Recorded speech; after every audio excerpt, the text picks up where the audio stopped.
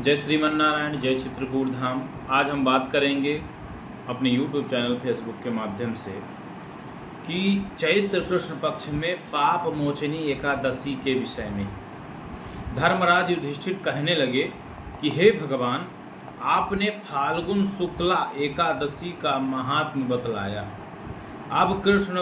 अब कृपा करके यह बताइए कि चैत्र कृष्णा एकादशी का क्या नाम है, इसमें कौन से देवता की पूजा की जाती है और इसकी विधि क्या है।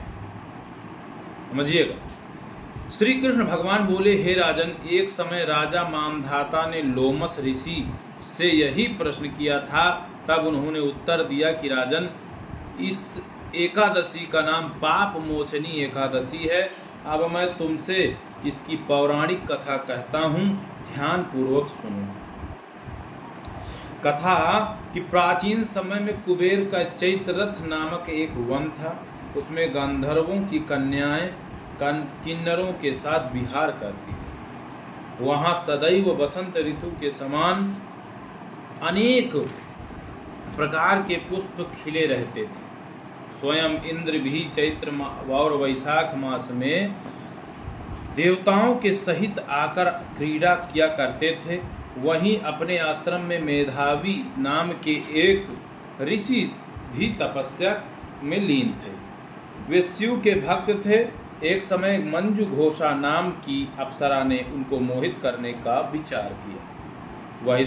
वह ऋषि के भय के मारे समीप तो नहीं गई, वरन दूर बैठकर बीड़ा पर मधुर गीत गाने लगी। उस समय शिव शत्रु कामदेव अनंग देव ने भी मेधावी ऋषि को जीतने की चेष्टा कर रहे थे। उन्होंने उस सुंदर अप्सरा के भ्रू को धनुष कटाक्ष की डोरी, नेत्रों को संकेत और पूछो की पूरी बाण बनाया तथा मंजू घोषा को सेनापति बनाकर मुनि को जीतने के लिए प्रहार किया। उस समय मेधावी ऋषि भी युवा और हृष्ट पुष्ट थे। मंजू घोषा ब्रह्म तेज से युक्त कामदेव जैसे सुंदर ऋषि को देखकर उनकी सुंदरता पर मुग्ध हो गई और अपने गीत तथा नृत्य कला द्वारा हाव भाव दिखाकर मुनि को रिझाने लगी और काम से पीड़ित मुनि को आलिंगन करने लगी। इसके फलस्वरूप ऋषि मंजू घोषा के साथ रमण करने लगे और काम के इतने वशीभूत हो गए कि उन्हें दिन तथा रात्रि का कुछ भी विचार नहीं रहा। इस प्रकार बहुत समय बीत गया। तब एक दिन मंजू घोषा कहने लगी, हे मुनि, बहुत समय बीत गया है, अब मुझे स्वर्ग जाने की आज्ञा दीजिए। मुनि ने कहा, आज इसी संध्या को तो आई हो, प्रातः काल होने तक चली जाना। मुनि के ऐसे वचन सुनकर अप्सरा कुछ समय तक और रुकी। अंत में उसने पुनः मुनि से विदा मांगी तो मुनि कहने लगे, अभी तो कुछ भी समय नहीं हुआ है, अभी कुछ देर और रुक जाओ। अप्सरा ने कहा, महाराज, आपकी रात तो बहुत लंबी है, आप सोचिए, मुझे यहाँ पर आए कई वर्ष बीत गए।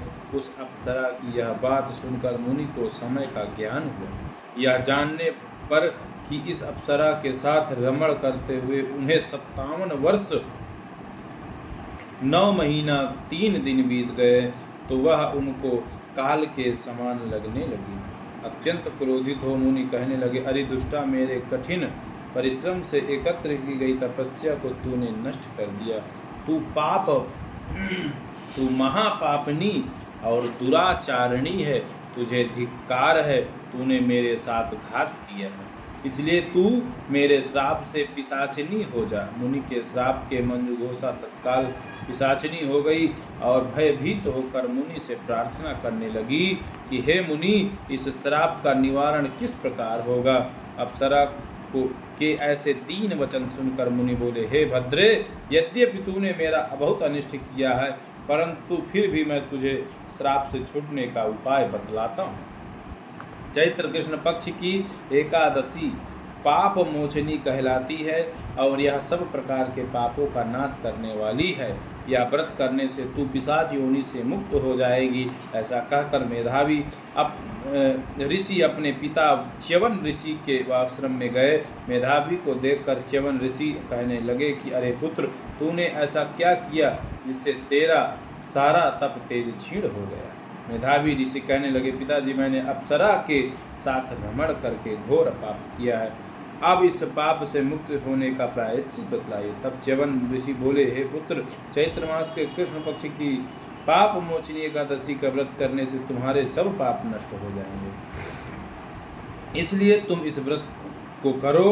पिता की आज्ञा पाकर मेधावी ऋषि ने भी इस व्रत को किया, जिससे उनके सब पाप नष्ट हो गए। उधर मंजू घोषा भी व्रत के प्रभाव से पिशाच योनि से छोड़कर दिव्य देह धारण करके स्वर्ग को चली गई। लोमस ऋषि कहने लगे कि हे राजन, पाप मोचनी एकादशी के व्रत को करने से ब्रह्म हत्या आदि सब पाप नष्ट हो जाते हैं। जो इस कथा को पढ़ता या सुनता है उसको 1000 गौदान का फल प्राप्त होता है। इस दिन चिरौंजी, मेवा, दूध की मिठाई, फल आदि लिए जा सकते हैं फलहार में। यह विशेष जानना चाहिए।